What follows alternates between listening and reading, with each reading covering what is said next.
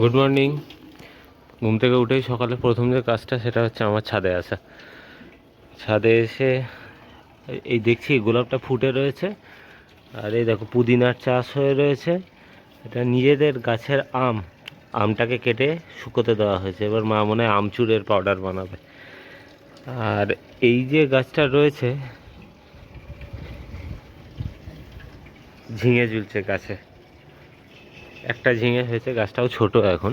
আর পাশ থেকে একটা লাউ গাছ বেরোচ্ছে,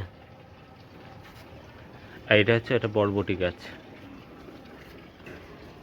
তো উচ্ছে অলরেডি হয়ে রয়েছে গাছে, প্রচুর উচ্ছে আছে এই গাছটায়।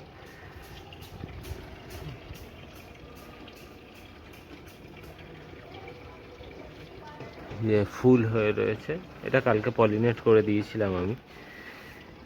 গাছটা বেশ ঝাঁকড়া হয়েছে।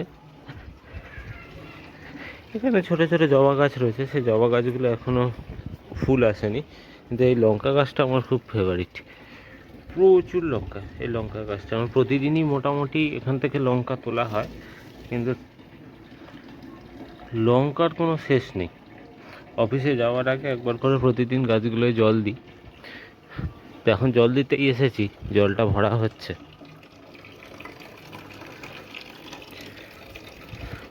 ছাদটা কি সুন্দর লাগছে না? এবার কিছুদিন পরে আমি চিন্তা করেছি যে এই মাচাটাকে একটু ওপরে দিয়ে দেবো, কারণ এই জায়গায় এই পজিশানে এরকমভাবে দড়ি দিয়ে মাচা করার জন্যে মাচাটা বেশ কিছুটা ঝুলে গেছে। দড়ি দিয়ে করা তো কোনো সাপোর্ট পাচ্ছে না। হয়নি, তাড়াতাড়ি খোলো খোলো খোলো খোলো খোলো খোলো। হ্যাঁ, বিরিয়ানি হয়ে গিয়েছে। ওপরে এটা কি পাতা মা? পুদিনা তো? হ্যাঁ, নিজেদের গাছের পুদিনা পাতা। একটু নাড়িয়ে চাড়িয়ে দেখাও, এটা কি? ওই যে পুদিনা চাটনি, এটা এইগুলো সব খাবার দিয়েছে, ভালো লাগে গরমের দুপুরে এ সমস্ত খেতে। একটু ডাল হবে, একটু ভাত হবে, তবে না ভালো লাগে। গরমের মধ্যে বিরিয়ানি খাওয়াচ্ছে, সাবাস। দুপুরে দাঁড়িয়ে রয়েছে এখন ব্যালকনিতে, সময় হয়ে গেছে দুটো, খুব খিদে পেয়ে গেছে। চারপাশে খাঁ খাঁ করছে রোদ। বিশ্ব বাংলা গেটটা দিনের বেলা আরও যেন সুন্দর লাগে, তবে রাত্রিবেলা দেখবো ভিউটা কীরকম লাগে।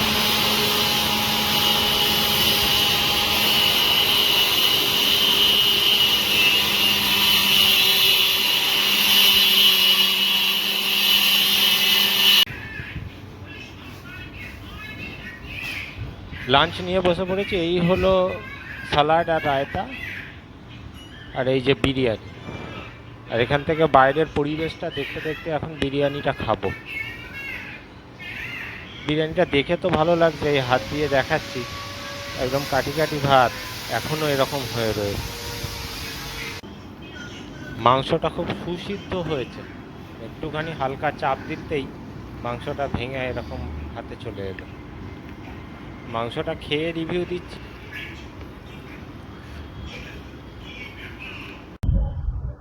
দুপুরবেলা খাওয়ার পরে এই সময় পেলাম হচ্ছে এখন ভিডিও করার। 13তলা বাড়ির ওপর থেকে এখন দেখছি, এখন সন্ধ্যেবেলা হয়ে গেছে, একটা জিনিস দেখায়। এই একটা মাঠ রয়েছে, মাঠের মধ্যে বাচ্চারা খেলছে, মানে এটা হচ্ছে যৌবনের প্রতীক। আর ঠিক তার পাশেই যে বিল্ডিংটা রয়েছে, এটা যতদূর সম্ভব আমার মনে হচ্ছে এটা একটা বৃদ্ধাশ্রম। মানে একদিকে যৌবনের প্রতীক যারা রয়েছে তারা ফুটবল খেলছে, আর ঠিক তার পাশে একটা বৃদ্ধাশ্রম। আমি বহুক্ষণ ধরে দেখছি এখানে প্রতিটা ফ্লোরেই এই যে সিটিং অ্যারেঞ্জমেন্টগুলো রয়েছে, সিটিং অ্যারেঞ্জমেন্টগুলোতে বয়স্ক মানুষরা বসে বসে রয়েছে, সব আকাশের দিকে তাকিয়ে বসে রয়েছে, কথা বলার কেউ নেই। আমি জানি না এখানে কত টাকা করে নেয় প্রতি মাসে, মিনিমাম 15-20 হাজার টাকা করে তো নেবেই। আর আজকের দিনে যারা এখানে দাঁড়িয়ে ফুটবল খেলছে, হয়তো এদেরও কিছু লোক রয়েছে যাদের বাবা মাকে ইন ফিউচারে এরা হয়তো বৃদ্ধাশ্রমে রাখবে। এটা খুব পেইনফুল একটা সোসাইটিতে আমরা রয়েছি, যেতে পাচ্ছি এরকমভাবে বাচ্চারা ফুটবল খেলছে, আর একদিকে কথা বলার কেউ নেই, কোনো বন্ধু বান্ধব নেই, এরকম নিচে তারা বসে রয়েছে, হেঁটে হেঁটে বেড়াচ্ছে, আর এরকম আকাশের দিকে তাকিয়ে তাকিয়ে তাদের জীবন কেটে যাচ্ছে। আর পাশের ভিউটা এরকম মনোরম, খুব সুন্দর একটা ভিউ। আর আমাদের যারা ছেলেরা এখনো কাজ করছে, এখন সময় হয়ে গেছে প্রায় 8টার কাছাকাছি। আর এবার আমি বেরোবো আস্তে আস্তে বাড়ির দিকে। তো আমি দেখাই এখানে কি কি হতে চলেছে। এই যে কনসেপ্টটা রয়েছে এটাকে বলে মার্ফি বেড। মানে এটা এই ওয়ালে হবে, পুরোটা হাইড্রোলিক সিস্টেমে হবে। মানে বেডটা আর কি উঠে যাবে, হাইড্রোলিক থাকবে, দেওয়ালের গায়ে বেডটা আর কি লেগে যাবে, আবার যখন নামানো হবে তখন আবার লাগবে। এই ফ্ল্যাটটা টোটাল 3 ব্যালকনি রয়েছে, তার মধ্যে একটা ব্যালকনিতে আমি এখন দাঁড়িয়ে রয়েছি। আর দুটো ব্যালকনি আমি দেখাচ্ছি। ওই দিক থেকে ভিউটা আরো খুব সুন্দর লাগলো আমার।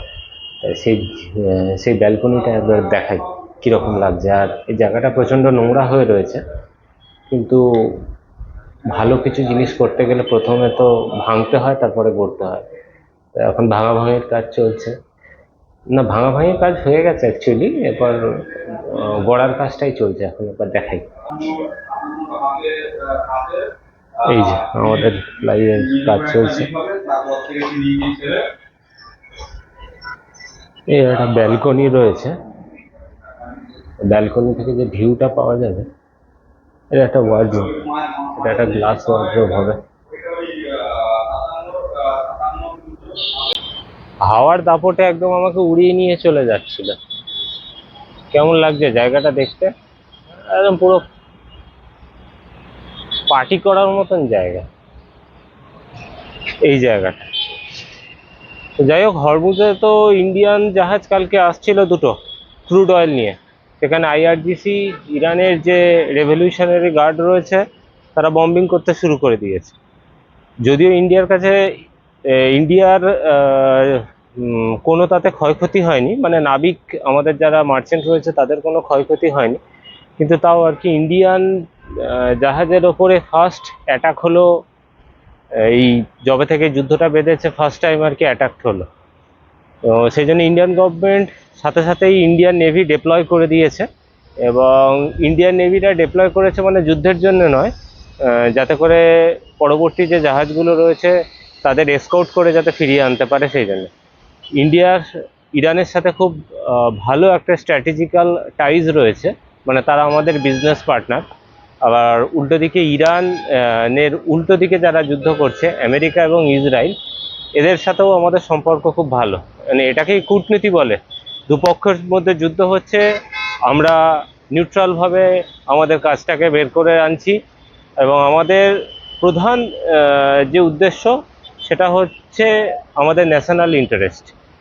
ইসরায়েলের থেকে আমরা প্রচুরভাবে আমরা টেকনোলজিক্যালি আমরা ইসরায়েলের সাথে অনেকটা তাদের ওপরে নির্ভরশীল রয়েছি। আবার 50% অফ অয়েল যেটা আসে সেটা আসে আমাদের ইরান থেকেই। সুতরাং আমরা কারোরই হাত ছেড়ে অন্যের হাত ধরতে পারবো না।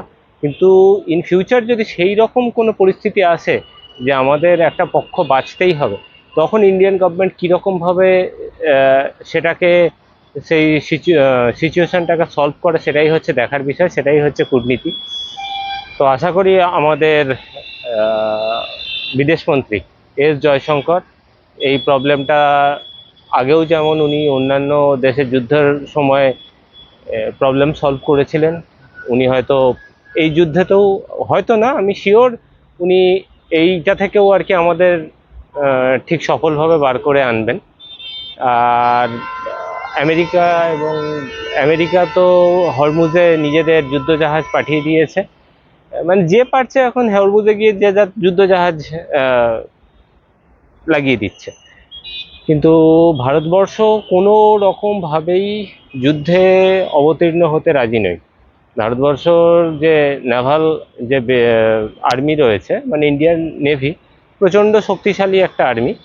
কিন্তু এই যে নেভির যে যুদ্ধ জাহাজগুলোকে পাঠানো হয়েছে হরমুজে, এটা আগেও বললাম যে তাদের প্রধান কাজ এটা নয় যে তারা যুদ্ধ করতে গেছে, যে আমাদের ট্যাঙ্কারের ওপরে আইআরজিসি হামলা করেছে বলে তাদের জবাব দিতে গেছে, কিন্তু তাদের এসকর্ট করে ফিরিয়ে আনাটাই হচ্ছে তাদের মূল উদ্দেশ্য। যাই হোক, এইটা হলো আজকের ভিডিও। আশা করি ভিডিওটা ভালো লাগবে। বিশেষ করে এই যে ভিউ, সেই ভিউটা তো আমি অপরূপ একবার দেখাচ্ছি। এত সুন্দর একটা ভিউ, যারা এই ফ্ল্যাটে থাকবে তারা বেশ আরামেই থাকবে। কারণ এই সামনের যে এই ভিউটা রয়েছে সেটা কখনোই গার্ড হবে না। একদম প্রপার একটা জায়গাতে, বিশ্ব বাংলা গেটের একদম পাশে, আর সমস্ত দামি দামি হসপিটালগুলোরও অ্যাক্সেস পেয়ে যাবে। আর আমি দাঁড়িয়ে রয়েছি এখন 13 তলার মাথায়। আস্তে আস্তে প্রতিদিনেরই আপডেট অল্প অল্প করে ভিডিওতে দেব, যে কীরকমভাবে আমাদের যে কাজকর্ম চলছে সেগুলো কীরকমভাবে অগ্রসর হবে। ঠিক আছে, সবাই ভালো থাকবে। কালকে আমার ছুটি। কালকে গাছের কিছু ভিডিও, বাড়িতে যে গাছপালা আছে তাদের যত্ন করব, সেগুলোর ভিডিও কিছু বানাবো। Good night.